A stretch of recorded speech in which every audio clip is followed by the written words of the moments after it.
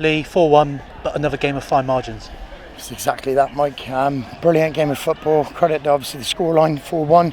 Doesn't really reflect the game in its entirety. I felt, for me, we played really, really well today. Really well. Anyone who's here today and they'll look at that scoreline and they'll think, never 4-1 defeat. Listen, my boys were outstanding today. And if the referee would have done his job proper at 1-1, then it could have been a different scoreline altogether. It's as clear as day, and I'm sure your footage will show it. It's a red card, and then obviously 5 minutes later it's a stonewall penalty. But that's the fine margins which the big clubs get, and the new boys don't. But for me, as a team, a couple returned today, which boosted us. They were like new signings being in the building.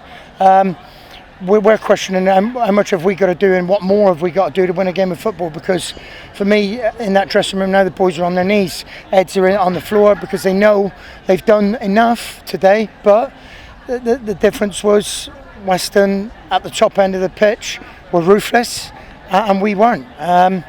But again, listen, so many positives today. Obviously it's been a tough weekend. We've arguably had one of the toughest weekends out of all the teams.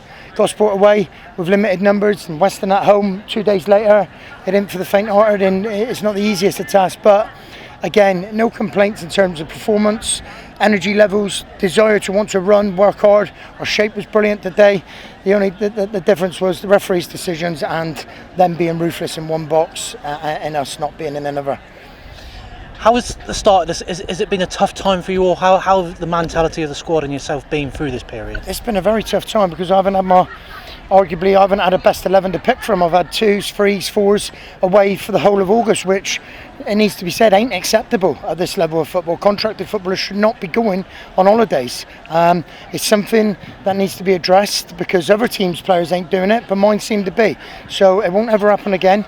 But no, not being able to get arguably what you would call your first choice 11 on the pitch, of course it's going to have an impact. That's the difference in winning or losing, and having a capable bench which can not only help you win a game but can also help you see a game out or give others competition for places. It hasn't happened.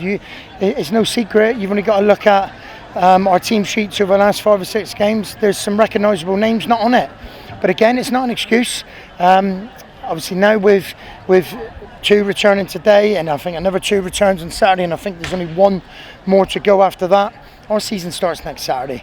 The FA Cup's going to be a welcome distraction for us now, but again, mentality is going to be everything. It's irrelevant that Didcot are a league below. We've got to go up there as polished and as professional as we can be, and have a monster mentality to go up there and get the first win on the board, and that's how we'll approach it. We'll train Thursday night now, and we'll go to Didcot now, all guns blazing, to make sure we get that first win.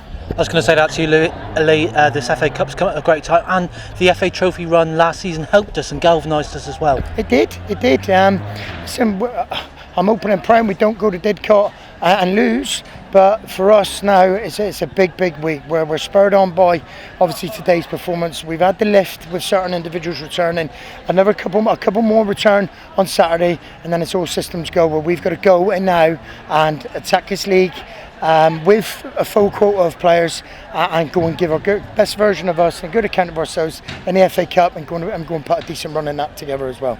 Thanks, Lee. Cheers. Thanks.